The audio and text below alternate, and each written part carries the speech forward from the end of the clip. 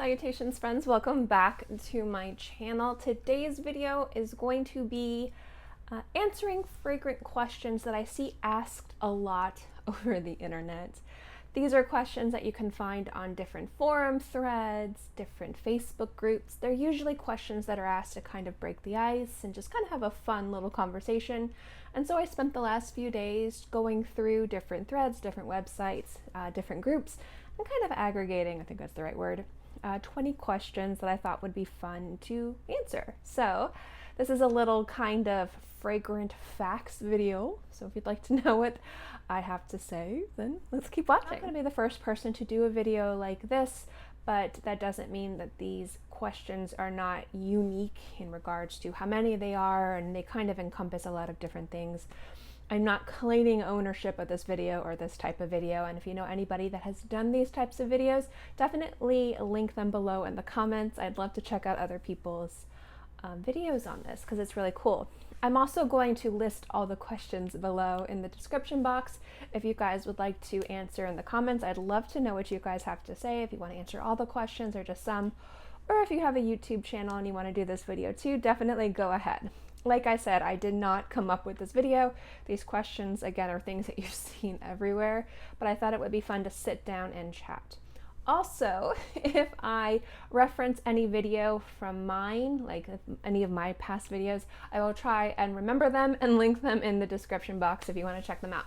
So let's get into the question. Long video. There's 20 questions. It's going to be very chatty, so just letting you guys know. The first question is, what are some of my favorite notes in fragrances? And I chose notes that I get excited to see, especially when they are kind of like on display or put on a platform. So I love rose dominant fragrances, jasmine, neroli. I like a lot, and I mean obsessively love a lot of white florals, but I find the ones that I find to love to wear the most, kind of get borderline obsessed with, and hold a lot of kind of like scent memories to me are notes like jasmine and neroli. I also love iris. I get freakishly excited whenever there's an iris dominant scent. And to kind of steer away from florals, sandalwood and vetiver are other notes I get really excited to wear and see, and just kind of, I just love them. Number two is there a weird scent fact that people don't know about me in regards to just fragrance? And this is kind of like, I don't know if I would consider this a weird scent fact, but I like to eat things, like specifically like desserts and beverages that taste perfumed. So like there is some old candy that I had, and I found, I forget where I found it, and it tasted like perfume. Like it kind of, it wasn't even really that sweet, and I loved it. I love when things taste like perfumed, like when you have something with rose and the rose doesn't, it's not just rose, it smells like rose perfume, like a heavy amount of florals, almost like hand soap or body wash, that level of intense floral fragrance in foods. I love it. So some people hate it, some people it's off-putting, some people think it tastes like soap, some people just don't like the way that those smells taste, and I understand. Like some people are like, yes, I absolutely love rose and jasmine, but I don't want to eat it. And then I'm like drinking rose tea, jasmine tea, and like crazy confections that taste like the flavoring was used in scenting body wash. But there's something about those tastes that I love. So I wouldn't say it's so much of a weird scent fact, but I like when foods taste heavily perfumed for some reason. I really enjoy it. The next question is, for me, does performance matter when it comes down to purchasing a fragrance? And for me, generally no. I think it's because I am kind of an introvert. For the most part, I do live at home, so reapplying fragrances doesn't matter to me. And I also understand that where I live, you know, I used to live in the tropics, now I live in northern Florida, but it's still like Florida. So I don't expect crazy amounts of, oh, sorry, I'm just getting comfy, crazy amounts of performance. So as long as the fragrance doesn't disappear in like an hour, I'm usually very forgiving of it, even expensive fragrances. But I can also understand people saying that if this $300 bottle of perfume disappears on me in 3 hours, it's a waste of money. I definitely understand and respect people using performance as an indicator of whether or not a fragrance is worth investing, but for me personally, it doesn't matter. Question 4 is kind of the same question, only it's about compliments. Do compliments matter to me? And the same, no. I actually like to smell very intense. I love challenging fragrances. I do have a lot of scents that I do get compliments on, or I got more compliments when I worked in an environment when I was around a lot of people. But at home, most of the people I live with don't like fragrances, so they're like, oh.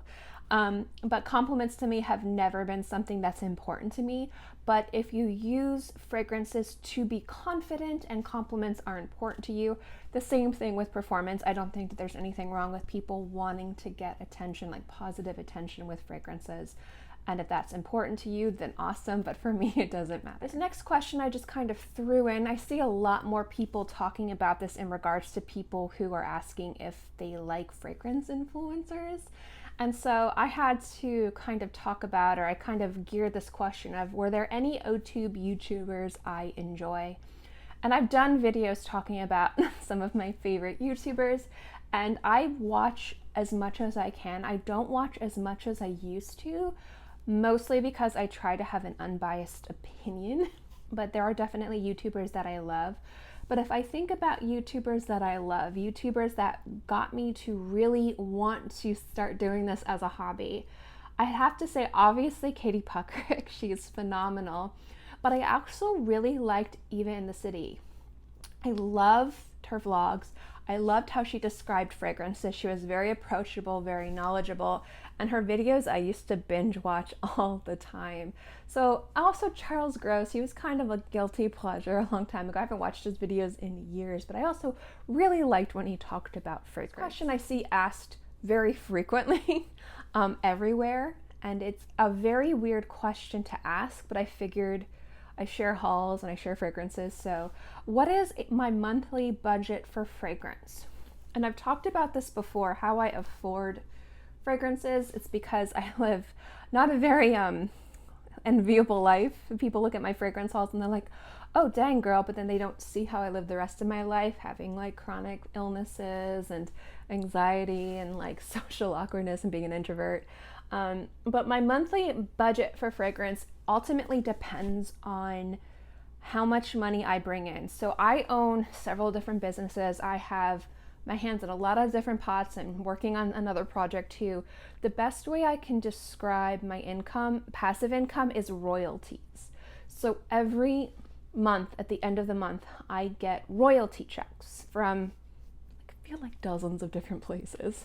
And some of them, especially specific times of the year, are ridiculously substantial. So my budget for the month depends on the royalty payments I get the previous month. And these royalty payments have nothing to do with AdSense. They have nothing to do with any little affiliate codes I have on here. These are completely separate businesses that I don't even really talk about on my channel. There's just a lot of different things I do. So I would say to look at the feast or famine. If anyone's done freelance or consultancy, you know, like you probably make most of your money in like November and December. I probably make 80% of my income in November and December, to be completely honest. It's pretty substantial.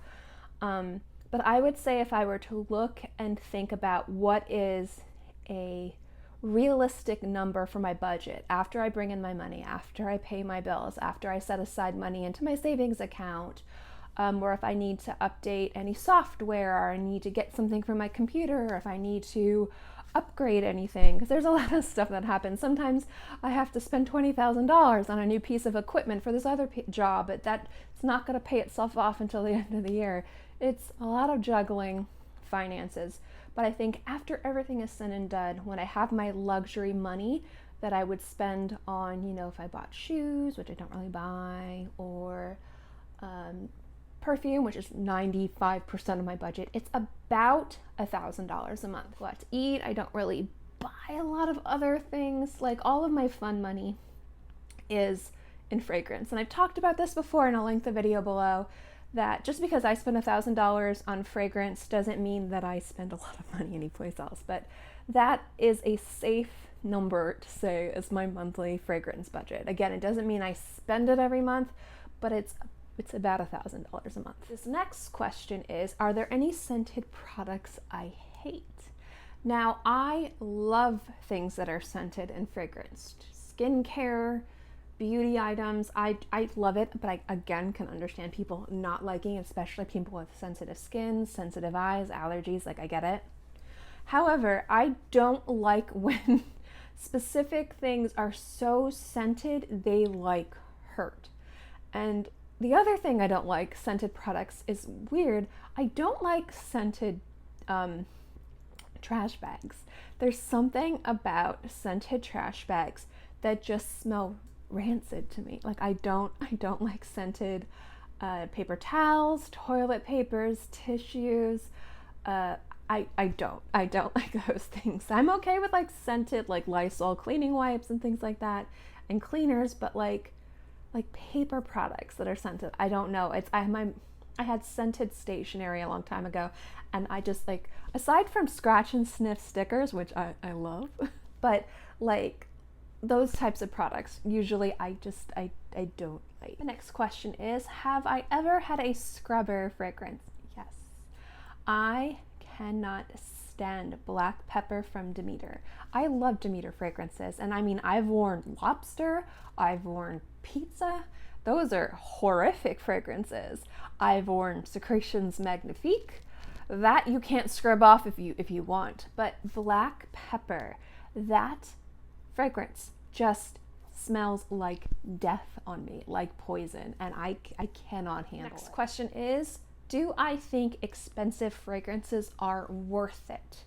And I think when you think about worth it, you think about everything. And let's assume expensive is $200 to like $400, which is exponentially expensive. But I think people, with Tom Ford fragrances being so mainstream right now, and designer fragrances and niche kind of really becoming more mainstream for people outside of the fragrance industry who are understanding, you know, Byredo and understanding Amouage and understanding Raja and Francis Kurkdjian and Creed.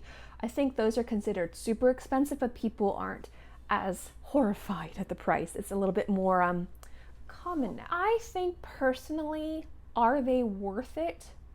If I am to remove my biases from it, I'm going to say, weirdly enough, no. Now, I like expensive fragrances. I also like really inexpensive fragrances. But if we're looking at what is worth it, let's look at what most people think, even outside of people who are fragrance enthusiasts and people who just love scents. Worth it has to do with, does this smell good? Is this a type of mainstream crowd-pleasing scent that's attractive and complimentary? Fragrances like Light Blue, fragrances like Bleu de Chanel, fragrances like Sauvage, fragrances from Marc Jacobs, which I'm not a particular fan of, but a lot of people really like, and I can understand the appeal. Those fragrances are around, you know, the $85 to $150 mark. So already full retail price for these designer fragrances, you're going to get a lot more confidence. These fragrances generally last on the skin for a long period of time. They're very attractive, they're easy to wear, and generally they're very appealing. Now, if you're looking at then those fragrances and then discount sites, or you're looking at those fragrances and sometimes there's body mist versions, or there's fragrances that you can find like Bath and Body Works or from cheaper brands that just smell amazing, that smell really nice, and some of them can even smell like super expensive. I think that the entire experience of a fragrance, from wearing it, having it last throughout the day, being uplifting, smelling good, being attractive, gaining confidence, probably getting compliments. You don't need to spend a lot of money on a perfume for that. You could easily spend $10 on a really nice body mist. Or, you know, if you kind of like the idea of a nice, beautiful, kind of luxurious experience, you could find a great deal on gray market for some of these fantastic designer scents. And we're not just talking about youthful, fruity fragrances. There's some beautiful cheapies that smell mature and sophisticated and elegant, and just, you don't need to spend a lot of money on a perfume. So I don't think expensive fragrances are worth it. Kind of like with a handbag, do you need to spend like $10,000 on a handbag? Absolutely not. There's some fantastic bags out there that'll last you decades for 20 to 30 bucks. But if you have an appreciation for the more expensive experience, then for certain people it is worth it, and I'm one of those people. But overall, for any random person who just wants to smell good, I do not think expensive fragrances are worth it.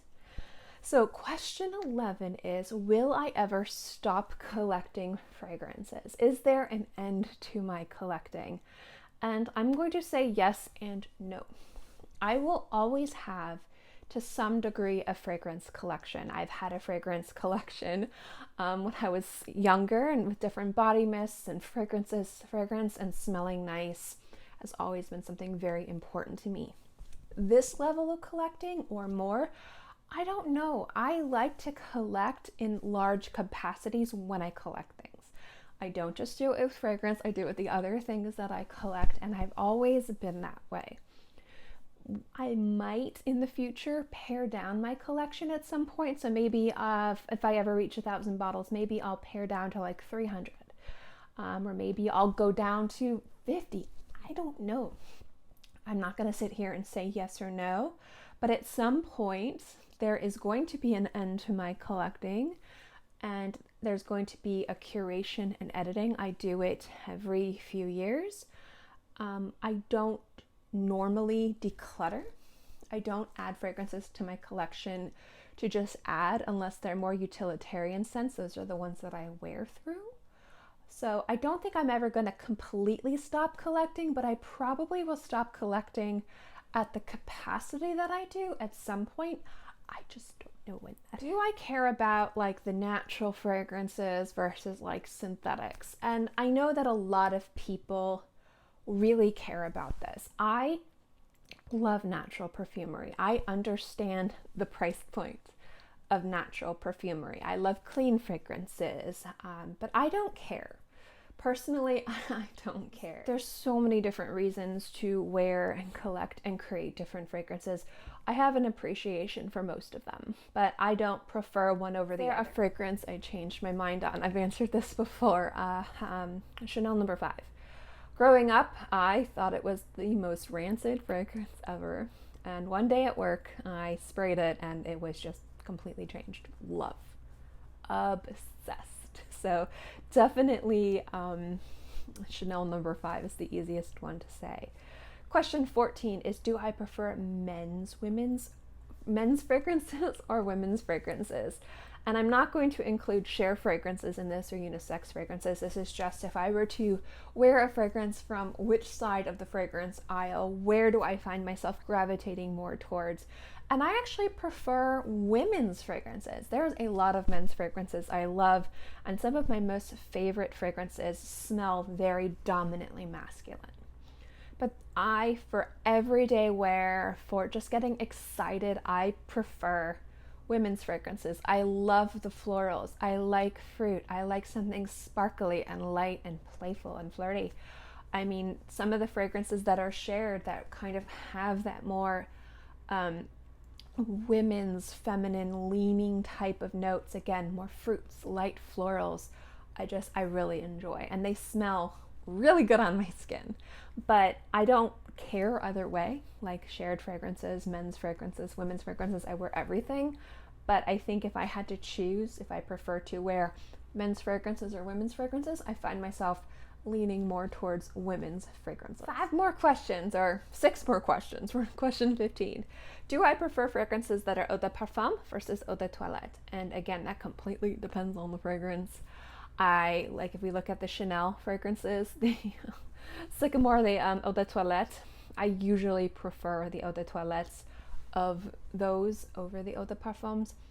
It depends on the fragrance. It really does. It depends on the fragrance. It depends on the time of year. I find myself, if we're just going to look at the difference in concentration, I find myself leaning more towards Eau de Toilette because they tend to work better in humid weather. But it completely depends on the formula and the fragrance and the notes and the composition and all that. 16, are there any weird smells I love? Gasoline. Love the smell of gasoline. I know I'm not the only person, but I do. And I don't get to smell it anymore because I drive an electric car. I think we went to drive to get the car washed because where I live we have lots of love bugs, so we have to get it washed frequently. And I get so excited when we're like driving through the gas station. I like roll down the window so I can smell the gasoline, and John's horrified because we, you know, like I plug in my car at my house, like my car is charging right now. So I love the smell of gasoline. And this is like a weird sentiment. Growing up, I had like a play kitchen and I had some really favorite play plastic foods. And they had a very specific smell. And I love that smell, like plastic, but it's a specific plastic food. And so like that smell, I'm just like, I used to go and try to smell plastic foods when I was younger, like, you know, in high school. Like we would go to like TJ Maxx, or not TJ Maxx, we would go to like Kmart or Target, and I would go into the kids aisle and smell the food, and people would be like, what is wrong with her? To try and find that one smell. I also, growing up, I shared a room with my sister, so when she was really young, there was this kind of smell in the room of plastic and cleaners and baby wipes, and it's such a nostalgic smell for me. I love that smell. And Smoky Rose from the Body Shop, that White Musk Smoky Rose from the Body Shop, it is that literal smell. That fragrance I cherish because it reminds me of being young and my family and my like baby sister at the time. That's another thing, but I like the smell of plastic play food. Gasoline, and like baby wipes. This question, I've had people ask me this, and I see this especially now asked, and kind of this is commentary about YouTubers who discuss fragrance, and will I ever start a fragrance line? I know that there's a lot of collaborations out there, a lot of people working with brands, and it's awesome. I've had the opportunity to be a creative director on a fragrance, Tiger, not the new Tiger from another brand. I know I've had some people reach out and be like, is that okay? And I'm like, of course it's okay. Like, I don't know the name for that. That's a very popular poem. And my fragrance that I worked with in Sarah McCartney was a limited edition fragrance, and it was for charity, and it was really awesome. And the reason why I haven't talked about that project anymore is because all of the controversy around the Tiger King, because it's that charity. But I was very happy with Sarah's generosity to be able to donate a substantial amount of money for that, so that was really cool. And I've obviously collaborated with House of Matriarch, with Christy, but if I were to start a fragrance line, it's not out of the question. And the reason why I say this is I've done a few videos talking about the natural evolution of a fragrance YouTuber. You learn a lot, you get a lot of connections. I would never want to start a fragrance line and have it be like, this is my job. I would want to do it to have creative control, to create things that I want to see out there. So it wouldn't be like, here's a wearable fragrance, although they would be wearable, but here's a fragrance. It would be almost like little mini art exhibits like of things I wanted to see. Tiger, the fragrance I worked on and Sarah created, that I was creative director on, that was a fragrance in my head that was supposed to be challenging, was supposed to be a little bit different. A lot of people really loved it, some people couldn't stand it, and that's fine. There are a lot of ways and noses and people that can create things that are wearable, beautiful, things that you want to see in the world, and there are people who want to wear things that are easy to understand. If I were to create a fragrance line, it would be something that was more surrounding around scent memories, really working on creating something conceptual, probably borderline, not completely wearable. I don't know, it would depend. This is something that I've thought about, and I don't mean that it's something that will happen, but YouTube for me is a hobby. And part of the reason that I was working with Sarah was because for years I've actually, I have a little organ, I play around with making fragrances. I'm not a nose, but I want to make fragrance a career somehow. And one of the things that I considered was starting a fragrance line. So if I were to do a fragrance line, let's just pretend that I'm going to do it, I would be a creative director. I do not have the talent, I do not have the vision, and I do not have the capacity to be able to create what I would want to see out there. I've learned that. I enjoy experimenting and playing. I don't have the capacity. So I would want to make sure that I worked with somebody or with a team of people to create what I wanted to see and be a creative director and work. I know that it would cost a lot of money because I've looked into it, to be completely honest, and I've been looking into it for years before I even had a YouTube channel, like just letting you guys know. But I don't know if it's something that I would have the ability to do. I mean, with everything going on in the world currently, with just my other businesses and everything that I'm doing, I don't know if it's something I could ever do. And it's not the only path that I could go if I wanted to carve some type of career into the fragrance world. There's a lot of other things you could do. And so that is something I've considered, and I'm going to be honest, it's something I could do. If I did start a perfume line, I don't know if I would continue doing YouTube. Or if I did a fragrance line, I don't think I would ever mention it on my YouTube channel other than videos to talk about the scents. They would never kind of seep into the rest of my channel because I like, if I create fragrances, I'm still going to want these guys. I'm still going to want to experience everything out there. So it's something I've considered. And I'll be honest, a lot of YouTubers consider it. And it would be something that would be in a larger capacity than I think I could handle right now. Because if I were a creative director, then I would have to, work with the nose, figure out marketing, find compounders and bottlers. I wouldn't be doing it in my garage or my house. I don't have the capacity to do that. So it's not just paying a nose to create a formula, it's starting a business. And that's something I have a lot of experience with. I have a lot of experience starting a business, and I like control when I own a business. I also feel like everyone's like, oh, another YouTuber starting a fragrance line. And then I'm like, well, I have friends that own companies, and I'm not trying to be competition, I'm trying to create something different and quirky and weird and maybe not safe because I have the opportunity and the ability to do it. So there's a lot of other reasons aside from just the time. Like, I don't want to stab friends in the back or people that have been wonderful to me in the back.